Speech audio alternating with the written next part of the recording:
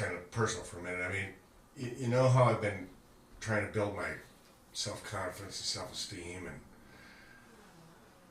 I have to say the last 3 months I've been going to these Toastmasters meetings at the Columbus Toastmasters Club and learning to speak in public. And is that at the Ramada on Bryce Road? yeah, and okay. I mean, we're in the conference room. It's a real nice room. It's a big, big room with a nice table and chairs, and we speak to each other in, very important and personal ways. Okay. And I've really been developing a certain, like a wholeness of being is the only way I can explain it. I feel like I'm, really coming into my own as a human being and like able to convey to others really important truths about themselves and the way they fit in the world, because I've been learning to speak in public at the Toastmasters. You know what I'm saying? So did you do the? I did the inspirational track. Did you do that one too? I wanted to be an inspirational speaker. Yeah. I really did, but I just find so much about the world to be. It's not like beyond inspiration. I mean, I don't think that's the right word. I'd like to find my own, like maybe a religion or something. Oh yeah. I mean, like I'm seeing the world in such a profoundly new way that I don't find any writings or recordings or anything that really conveys the majesty that I see around me. I mean, it's almost surreal. It's like the golden hues of yesterday turn into the fantastic purples of tomorrow, and I find myself constrived. What's constrived? Yeah, it's constrived. So is this part of your new religion? You're making up new words? What does that mean? You haven't heard constrived. Constrive? Well, it's like you're trying for something with somebody? Is that what it is? I was trying to sound really smart, okay, to be honest. We can edit that out. Made something? I made something up. Okay. Dude, I mean, that was a good spiel. Okay, I mean, I was on a roll, right? Yeah. But here's my thing: is Toastmasters, is that going to be part of the new religion? Like, are you going to require everybody to take Toastmasters classes? If that's the case, maybe I'm not sure. I think that might only be my avenue. I think other people might find their way through like repairing bicycles or maybe learning to play checkers. I mean, everybody finds their way in a different way. I mean, I think my religion is going to say that you can find your way however you find your way. Yeah. Did they have you read that? What's that old text? How to win friends and influence people? Isn't that John D. Rockefeller? No, I think it was Trump. Donald Trump. Yeah. In the 80s. Yeah. How to win friends and influence card games. Oh yeah, card games. No, people. We're all card gamers. I was being metaphorical, Oh man. See, I mean, that's deep. Yeah. I mean, aren't we all a card game? Some of us are poker. Some of us are crazy eights. You know what I always liked? We should do a whole album based around this. There goes your house of cards. It's Winchester House, right? Right. There goes your house of cards. And we could have like a video with like rectangles flowing through the air and whatnot. Yeah, that'd be sweet. Like maybe even in the water, like rectangles in the water. We can have our faces on the cards. Yeah, and they don't even have to be cards. They could just be like photographs of things that are like computer animation stop shots that are like flowing into some giant whirlpool of nothingness. Man, that's getting pretty out there. Well, I don't know if the people at WCRN, I don't know if they'd really be into that idea so much. Thanks for it. By the way, everybody, they're involved in that sausage festival this weekend. Who, WCRN? Oh yeah. In Bucyrus? Totally. Yeah. Cool, man. Cased sausages. Some of the best sausages in the world are made in Bucyrus, Ohio. Yeah. That's where the bratwurst was invented. No. Yeah, man. It says there's a big sign right in front of the town. It says "Home of the Bratwurst." Is that why Schmitz is here? Schmitz makes Bahama Mama. Yeah, but it's all kind of the same thing, isn't it? It's all bratwurst. I'm not, you know, I don't eat meat. I'm a total vegan. So, like, I mean, And how do you know so much about it? meat. Yeah. Well, because I'm very seriously like anti-meat, and I go on like world tours to promote vegan ideas and realities because I'm starting my own religion. Okay. What about your dog? The wife takes care of the dog. So the fact that he eats meat all the time, No, he eats dry dog food. what do you think is in that? Well, animal byproducts. Byproducts. There's no meat in dry dog food. It's animal byproducts. Okay. So what it's like, it's vegetables and fruits that they're like expelling from their bodies somehow? What do you think it is? Well, it's like elbows, you know, ears. So that's not meat. No, it's just parts of the body chopped off and rendered. You're being obtuse. We Nope. should just do this piece. All right. What's the piece you got for today? I'm sorry. What's the thing we're working on? Toaster, 1910.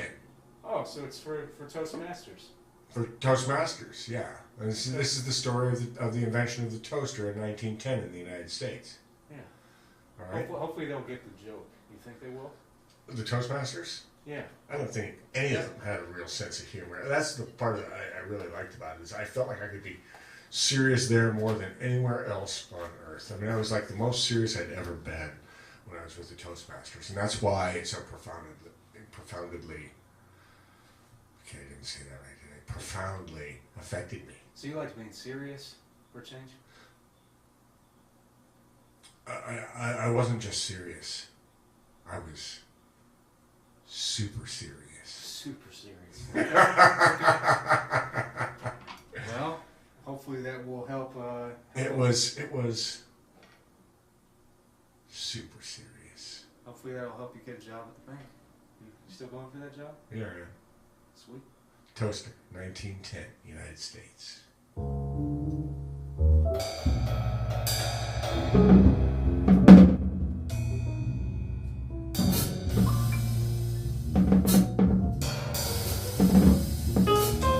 Ever since the Egyptians began baking bread around 2600 BC, man has seen toast, although for reasons. Parchment bread today are different from those of the past.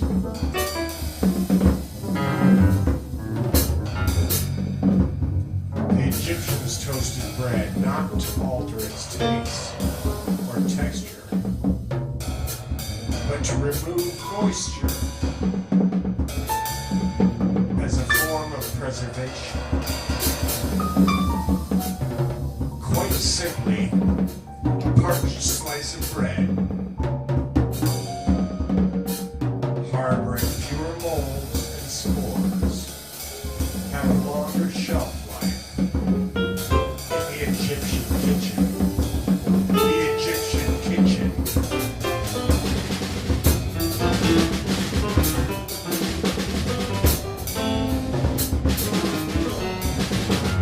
For over 4,000 years, people throughout the world toasted bread, as the Egyptians had, skewered on a prong and suspended over a fire. Even the device that 18th century Britons and Americans called a toaster was nothing more than a two-handled fork, crudely ornamental, that sandwiched the bread over the flames.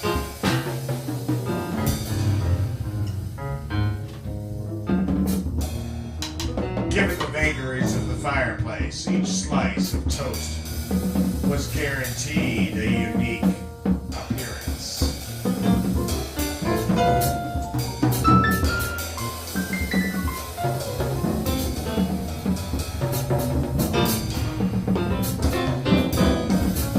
A contraption heralded in the 19th century as a toasting revolution did not significantly alter the monumentality of slices of toast. Named the toaster oven, it was the first regularly manufactured toaster in America, indeed in the world.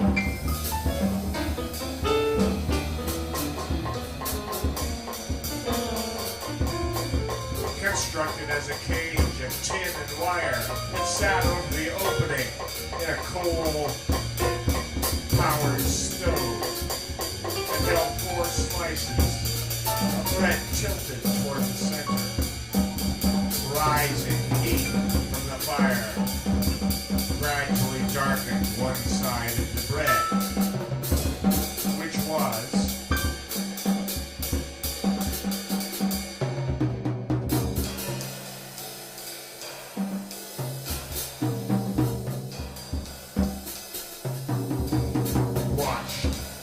diligently, and then the bread was turned over.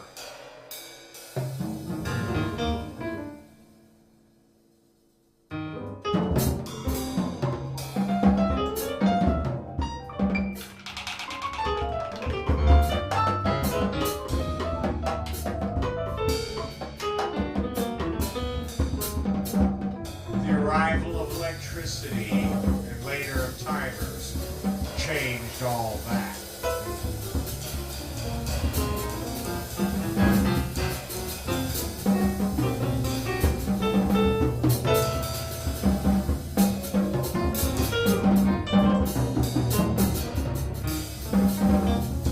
Electric toasters appeared soon after the turn of the century.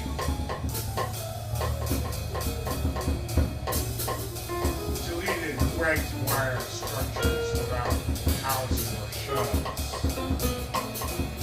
They lacked heat controls, so bread had to be washed moment to moment.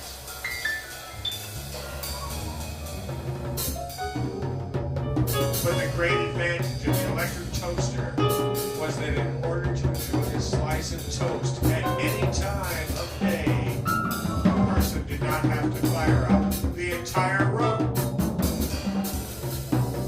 This feature was prominently touted in the summer of 1910 in a Westinghouse advertisement in the Saturday Evening Post, announcing the company's electric model. Breakfast without going into the kitchen, ready for service any hour of the day or night.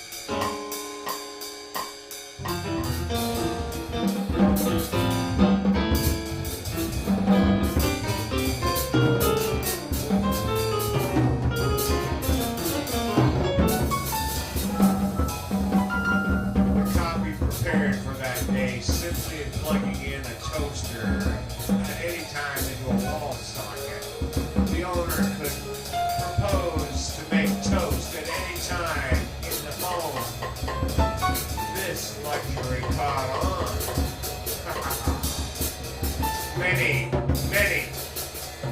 Many wealthier families installed a toaster in each bedroom.